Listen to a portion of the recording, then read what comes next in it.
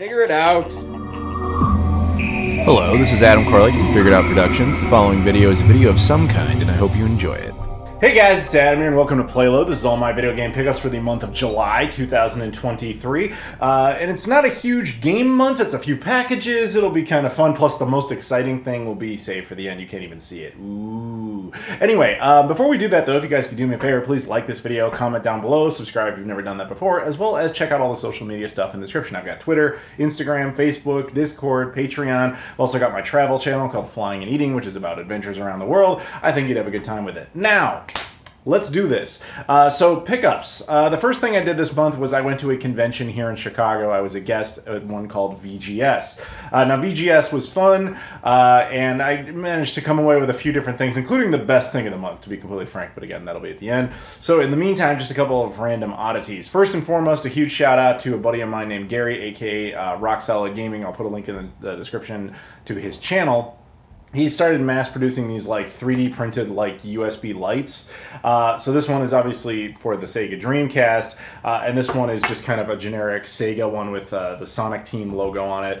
Now I'm going to start carrying around the Sega one specifically when I go to cons, and it'll just kind of be associated with the Sega Pluto so people can kind of see it all together. So really I'm just giving him a shout out there because he was cool enough to just kind of give these to me for free, so thank you very much for doing that. He's definitely like a guy who discovered a 3D printer and just decided I can make all the things. So that's now what he's doing. So again, huge shout out to him.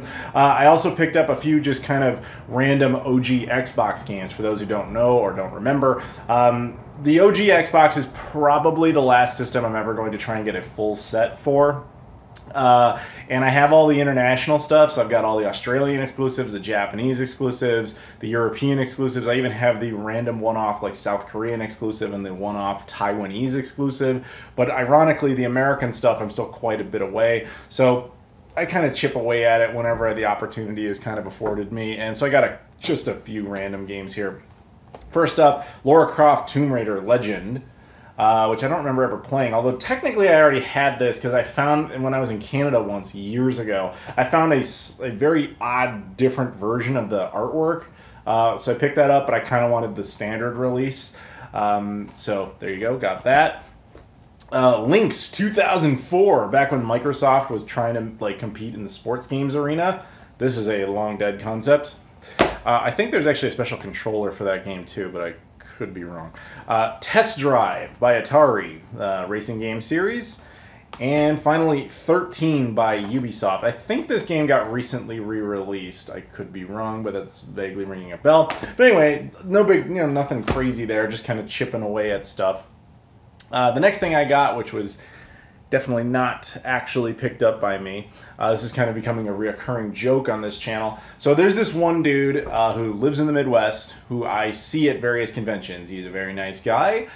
He is a seller, and he also enjoys this channel, which I appreciate.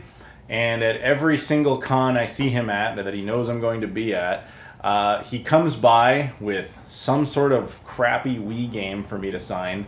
And then he always gives me some horrible piece of junk game for free. And that's like the whole joke. So what did we get this time? We got Teacher for the Nintendo DS. Wow. The Dreamer series. It's in Spanish and French. Bonjour. Anyway, yeah, I don't know what to make of this. So the games he always gives me are in beautiful condition, probably because no one ever bothered to play them before. But either way, there you go. So thank you to that dude. I appreciate that. Sort of. And like the biggest pickup I got from there will be saved in the end. Moving on though. I got a Blu-ray, obviously not a video game, but I thought this was just kind of interesting. A buddy of mine went down to Australia, and Australia has a lot of exclusive Blu-rays and physical editions that we never get in the US. This one, it did not come out here, obviously. It did come out in a couple other countries. Actually, I was just in Germany, and I saw it there as well, which now kind of totally spoils what it was. But yeah, the movie is weird. the Weird Al Yankovic parody biopic starring Daniel Radcliffe. This movie is hilarious. Like, I absolutely loved this. And so I desperately wanted a physical edition of it, but as I said, it didn't get one here. So my buddy, when he was in Australia, again, was cool enough to pick it up. Had I known I would have been going to Germany and that it came out there, I would have picked that one up instead. But hey, all the same, I got it. Very happy about that. And I like the Australian artwork better because it's got less invasive logos on it, which is nice. Unfortunately, the disc was region coded. Now, there are ways around that, which I have done, but keep that in mind. That's actually probably the first Australian Blu-ray I've ever run into that had region coding. I don't know about the German one, but yeah, that's just a little shout. So shout out to my buddy Thomas, who was able to pick that up for me. Moving on. We have some package time. Everything other than the big thing at the end, everything else from here on out is package time. This one is probably the most unique. This comes from a company called, I want to say, Orimo? Yeah, O-R-A-I-M-O. Orimo. Let's go with that. So they reached out to me like a month and a half ago saying, hey, we have these like, charging cables we think you might be into. Would you be interested? And I'm going to be honest, that's the kind of thing where in the past I probably would have been like, I don't know if I really need that. But there was a company not that long ago called Ugreen that sent me one, and you guys have probably seen it. It's been in the background of some videos. If you watch my travel channel, it's on there all the time.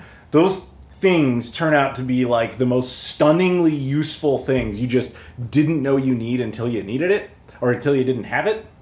So the one I have, I use it all the time, literally every day since I got it, because it's stupid useful. So when these guys were like, hey, we have our own version of that, I was like, done, sold, I want it, give it to me now. So they sent it in 2 different packages, which is why one of them's already open, because I just assumed everything from this was the one they sent me, and that the other package, I had no idea what it was. But inside, it was this. This is a USB-C to C cable. This is actually 10 foot long, which gives you a sense of how useful this is, because depending on how you set this stuff up, like, it's got a lot of length that you can actually use. But let's open up the rest to give you some more context. So we have our fancy little box cutter here. Actually, that green little box cutter you guys have seen and noticed over the years, I don't know where it went. I think it suddenly, like, vanished on me, and I'm sorry, because if I don't ever find it again, we're going back to the bigger rate box cutter, which is what I've got here right now. Hopefully we find it, but we will see.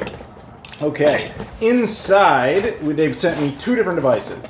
The first is this one, the Orimo, again, we're going with that name, smart accessories, 120 watt, super fast multi-charging device. It's got Hypergan C120F tech in it, which basically means that it's lighter than it normally would be, and it has adaptive technology. We'll get back to that in a second. And then the other one over here, the bigger one, let's get rid of this box.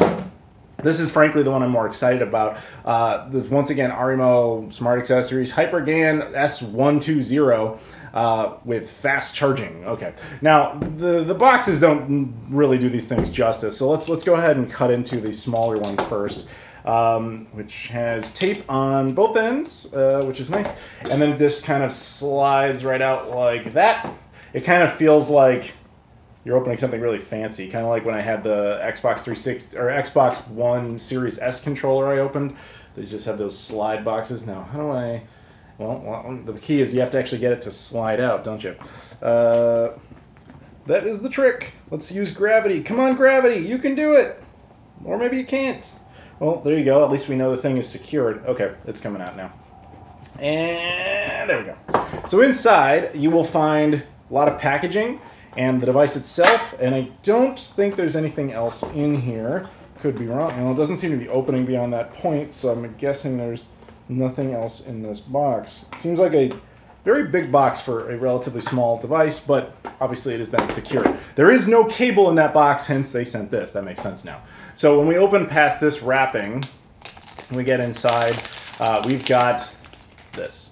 Now, you might be thinking, what does this have to do with video games? Well, I'm glad you asked, because this would make your video game setup a lot easier to use. This one is, to be honest with you, is kind of intended to replace, like, the jack on your phone, like the AC to DC converter that is required. This one would basically give you multiple options. However, it is compatible with things like the Nintendo Switch. And as tech and time goes on, a lot more video game devices are going to use this. Obviously, our modern controllers, PS5 controller, Xbox Series X controllers, all use USB-C interface. Even more modern retro controllers, like Retro Fighters controllers, when they make those all use USB-C now. The idea with this is just to give you a convenient all-in-one spot to charge those types of devices. So this offers, I believe it's 120 watts output. However, it's a shared output, so you don't actually get 120 watts per port. It's just the maximum potential.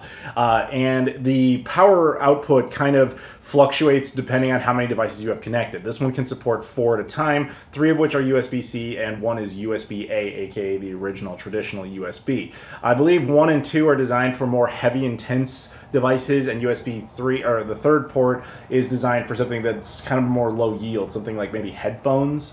But you can kind of mix and match. The thing is smart enough to understand it. So to get back to what I was saying before, this thing, HyperGAN CF120 Tech, basically that's their internal engineering type of way of saying the charging tech in it is adaptive, which makes it lighter. Although I admit this thing has some heft to it. It's kind of heavy. It's lighter than it should be. Let's put it that way. But the device itself is smart enough to recognize what it's connected to and then adapts its output based on the device it's seeing. So as opposed to just kind of doing a flat output like most devices would, this one kind of tries to manage it better. Now, obviously, I haven't used it yet because I just opened it, but this is exactly the kind of thing I absolutely did not realize I needed until I, started using it. Particularly this one. Let me show you this and explain it a bit more. So this is the bigger one, and this is the one I'm more excited about. The irony is, these are really kind of intended for travel. Actually, if you watch my travel channel, you will see that I use the one that Ugreen sent me all the time. I bring it on literally every single trip. There has not been a day since I got it I have not used it. I keep it perpetually set up over there. It has multiple output ports for my phone, my headphones if I have to recharge those, just basic power outlets on it. My laptop is connected to it. Like, it's all in one encompassing. So when these guys said we did our own version of that, obviously I had to jump at that because it was absolutely essential. So inside the box, we have a few different things. First, there is a manual, which I don't really think we need. There's also a 2-year warranty card, which is nice. That is a thing. And then beyond that, there isn't much else. There's more cardboard, and then there's the cable, which we're going to take out. We're just going to kind of toss these boxes to the side for the moment, I think, just to make some space here. But yeah, we got the device itself, and we take the wrapping off of it, and then there we go. So you can kind of think of this as like an extension cord and a multi-tap kind of all in one. So, this one you can plug into the wall. This is designed specifically for the US and Canada, American style. However, if you have things like adapters to say, like, fit the pin shape in Europe or in, Japan, though granted that one's easier, mainland Europe, the British Isles, whatever it is, you can use these around the world. That's really what these are designed for, is travel. However, you can also use this as an office space setting. That's actually why I was so excited to have 2 of them, because I use the one constantly, and it would be really nice to have a second. Where I've run into some history with, not obviously this model, but the other one, is that I bring it on planes. Like, I bring it everywhere, because when I get anywhere, the whole goal is, we live in an era now where everything needs power. If it's your Nintendo Switch, if it's your phone, if it's your laptop, whatever it is, bringing all these power bricks for every single thing does get cumbersome. So if you can kind of limit it to just one and then just kind of have this feed all of them, you really do save a lot of space. But even on aircraft, another thing I do is that I'll take out the other one. Now I'll probably bring this one because this one's smaller. Power outlets do exist on planes. So usually the way it's set up, they only do like 2 outlets for every 3 seats. So somebody kind of doesn't get one. So if you have something like this, what I do is I plug this in and then I have the full extension cord. That way this now has 3 USB-C ports, a USB-A port, and 2 normal AC outlets. That way I can charge all my stuff at the same time via the plane. And if anybody's sitting next to me being like, oh, I don't have a power outlet, oh, what do you know? This guy came prepared, and you totally do. I remember doing that on a flight once, and this guy just sitting next to me just stared at me. He's like, that is the smartest thing I've ever seen anybody do on a plane. That's genius, and it totally is. Again, the irony is this is the one they would probably recommend for travel because it's smaller, but I actually like this one better because of the 2 additional power outlets. And because when you actually get to the hotel and just you have more slack and, you know, depending on the length of the cables you've got included, whatever, you can kind of charge your phone from a great distance because sometimes hotels really suck at where they put power outlets, so it just gives you more options, especially because they also included this. So this is a 10-foot cable that goes in addition to this, which is at least a few feet long. I'm not sure exactly how long. That's probably like 4 feet at least.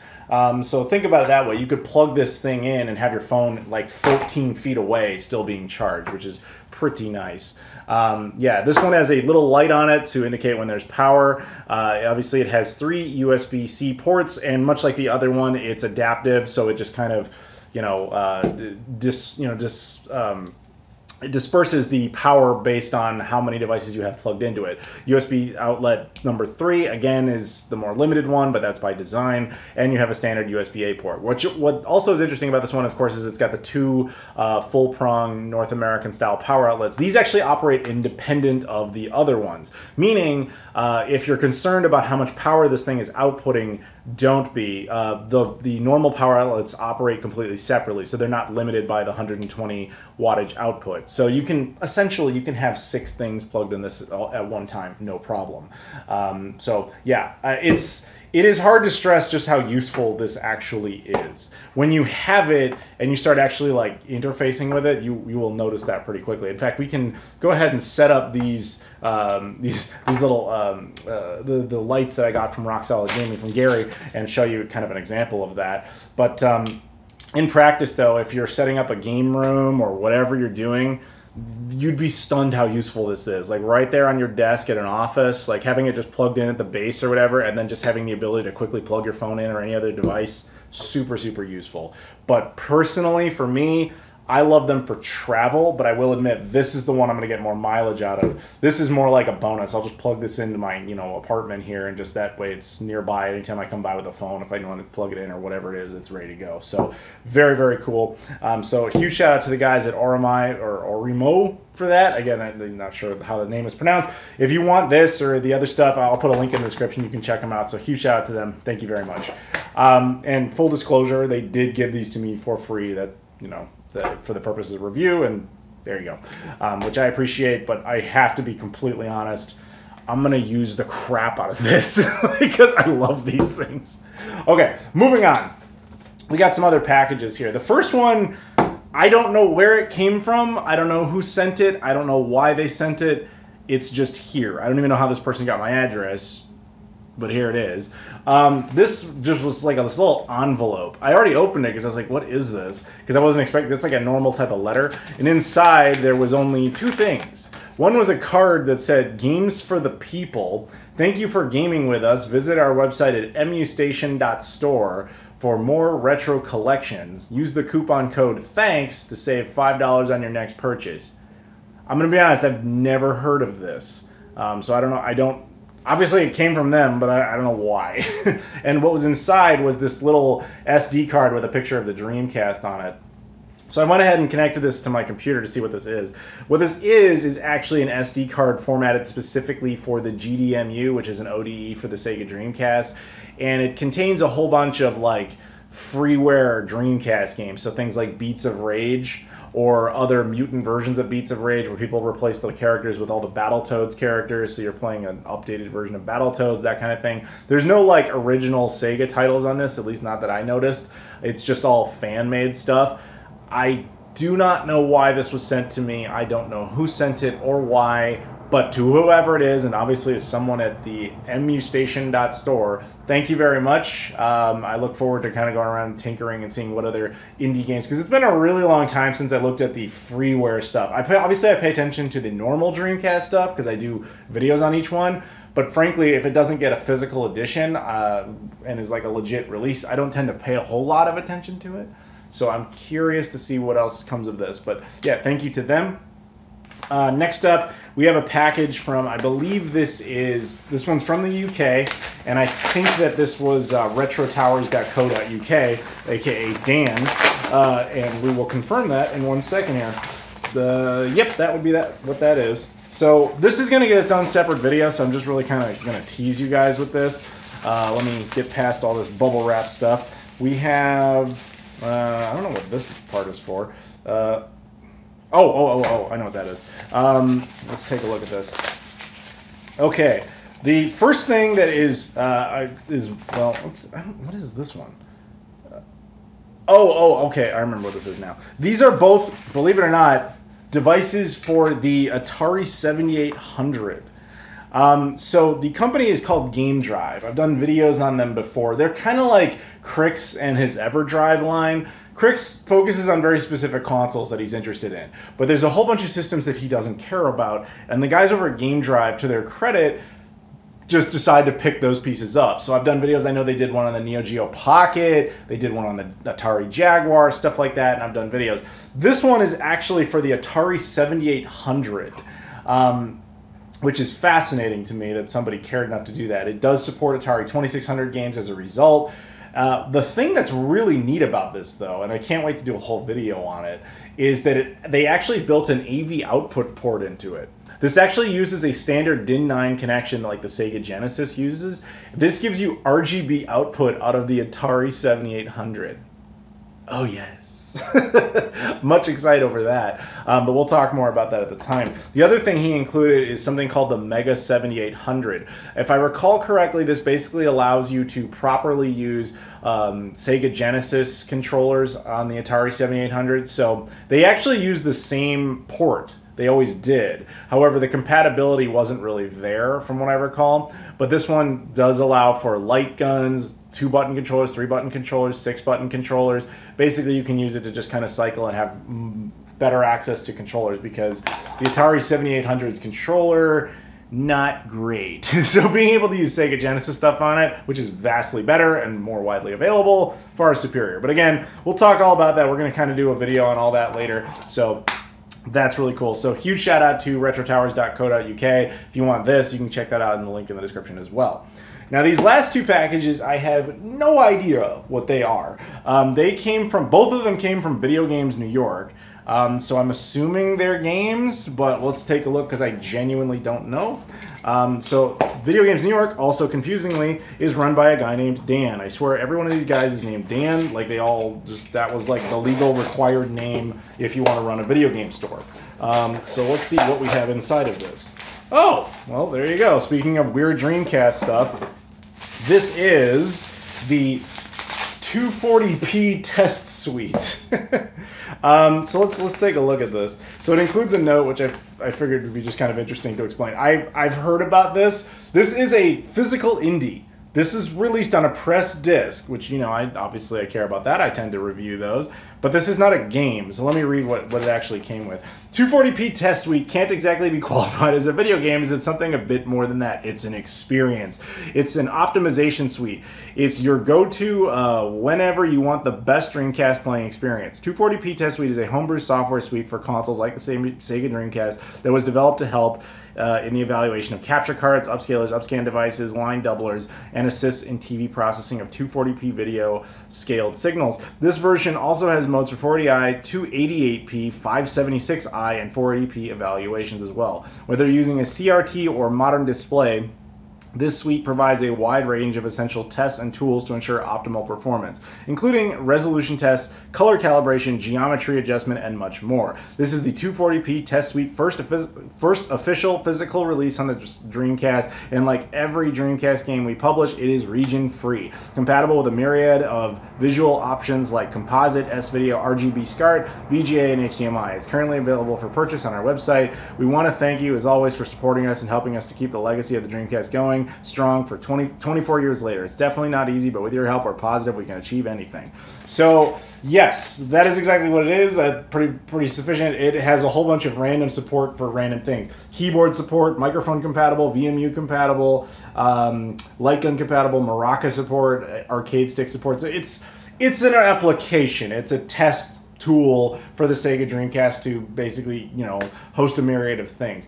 I don't think I'm going to give this its own specific video because it's not really a game, as they openly admit. But all the same, if you're into the Sega Dreamcast and you just kind of want to make sure all your stuff is good to go, this is a pretty neat little tool. And just the fact that this actually got produced, props to you, Video Game New York. I wouldn't have expected that one. That's pretty neat. The other package he sent, I have, again, no idea what it is, so let's find out.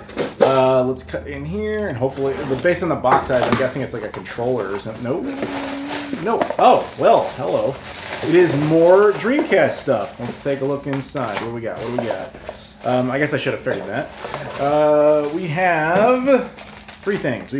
First we got a pin that says Physical Indie Games, Video Games New York Software. Yes, always. We have the Video Games New York iteration of Xenocider.